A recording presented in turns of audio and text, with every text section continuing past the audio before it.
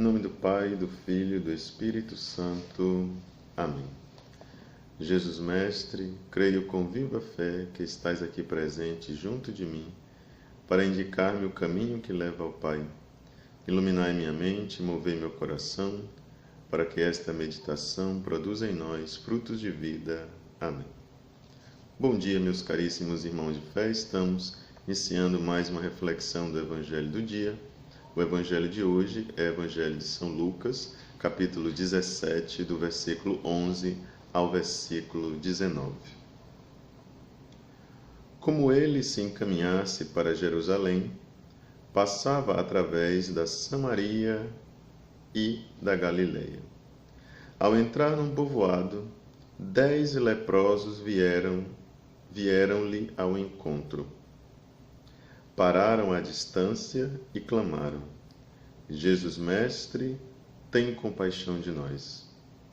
Vendo-os, ele lhes disse: Ide mostrar-vos aos sacerdotes. E aconteceu que, enquanto iam, ficaram purificados. Um dentre eles, vendo-se curado, voltou atrás, glorificando a Deus em alta voz, e lançou-se aos pés de Jesus com o rosto por terra, agradecendo-lhe. Pois bem, era samaritano. Tomando a palavra, Jesus lhe disse: Os 10 não ficaram purificados? Onde estão os outros 9? Não houve, acaso, quem voltasse para dar glória a Deus, senão este estrangeiro? Em seguida, disse-lhe: Levanta-te e vai, a tua fé te salvou. Meus caríssimos irmãos, o que está acontecendo aqui nesta cena deste Evangelho? 10 necessitados, 10 pessoas que estão necessitando de Deus, necessitando e esperando a intervenção de Deus em suas vidas. Eles estão clamando e eles se encontram com Jesus Cristo num determinado momento de suas vidas. Lhes pedem algo, e esse algo que eles muito necessitam é justamente a compaixão de Deus, a misericórdia de Deus. E o que Jesus Cristo diz diante deste pedido para eles? Vão se apresentar aos sacerdotes. O grupo destes que eram leprosos e que agora estão curados, eles estão indo para se apresentar aos sacerdotes. Mas um deles se percebe curado, se percebe que não está mais com lepra e decide voltar. Mas por que ele decide voltar? Ele não decide voltar simplesmente para agradecer a Jesus Cristo por esse milagre realizado. Ele decide voltar porque ele reconhece em Jesus Cristo o sumo e eterno sacerdote.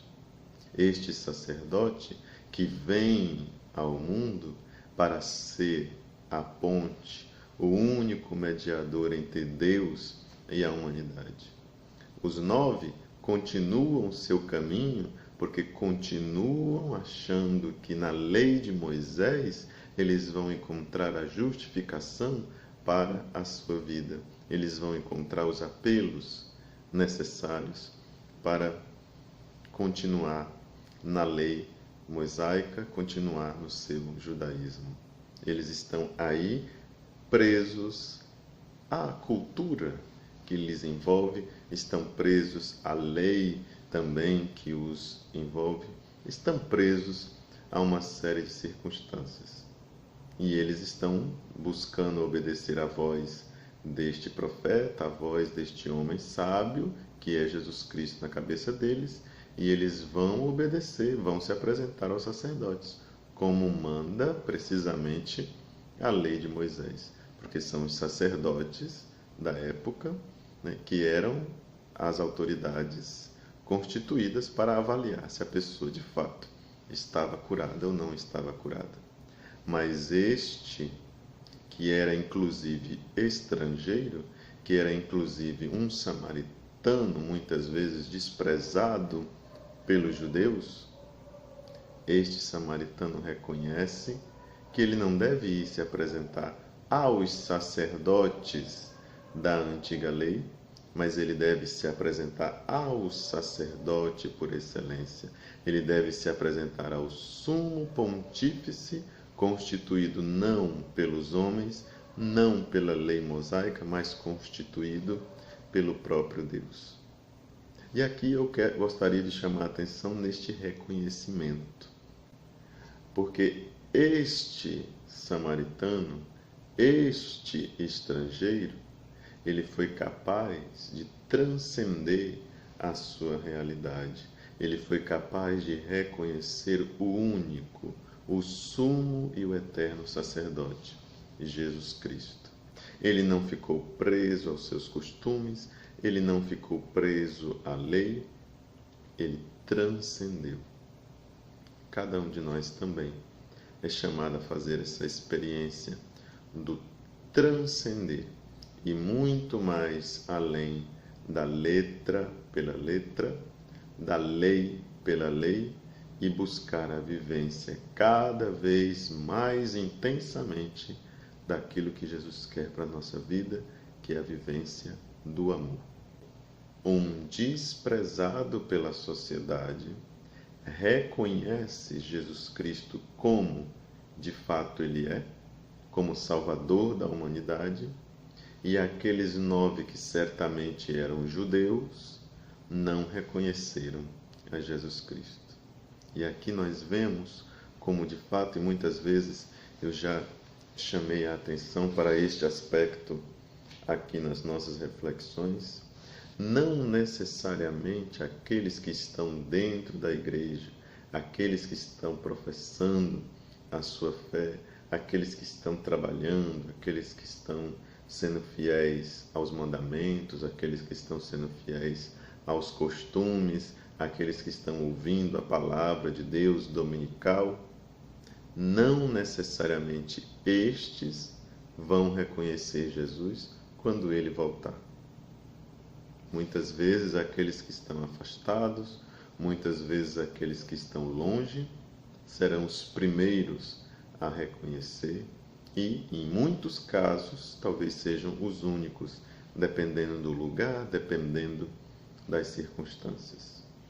O nosso esforço cotidiano deve ser justamente esse, para que a palavra de Deus não seja estéril, para que os mandamentos que nós buscamos viver não sejam estéreis, para tudo aquilo que nós vivenciamos dentro da nossa comunidade igreja, da nossa comunidade paróquia, dessa nossa grande comunidade de fé, não sejam simplesmente atos externos, não sejam atitudes que vão se transformar em uma vivência estéril, uma vivência que não dá frutos, uma vivência que não dá vida.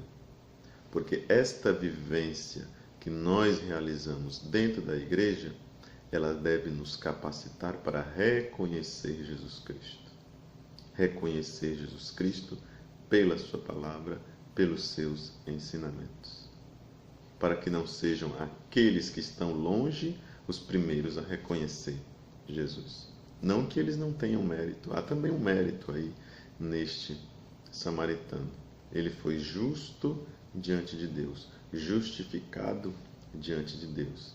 E aqueles que estavam perto da lei, perto do templo, perto de toda a sua cultura vigente, na época, aqueles que estavam perto na sua concepção, na verdade, eles estavam longe. E aqueles que aparentemente estavam longe, estavam perto. Que nós não caiamos nesta contradição. Que a nossa vida não seja simplesmente algo exterior, mas que o exterior reflita aquilo que está no nosso interior. Que nós sejamos capazes de reconhecer Jesus e, principalmente, é conhecer Jesus nas pequenas coisas do dia a dia. Louvemos a Santíssima Virgem Maria. Ó minha doce Senhora, dai-me a vossa bênção, para não cairmos em tentação, pois toda feliz sorte está, Maria, em tuas mãos. Faz, Senhora, que teus filhos consigam uma boa morte e uma santa vida. A bênção do Pai, o amor do Filho e a luz do Espírito Santo esteja sempre conosco e com as nossas famílias. Amém.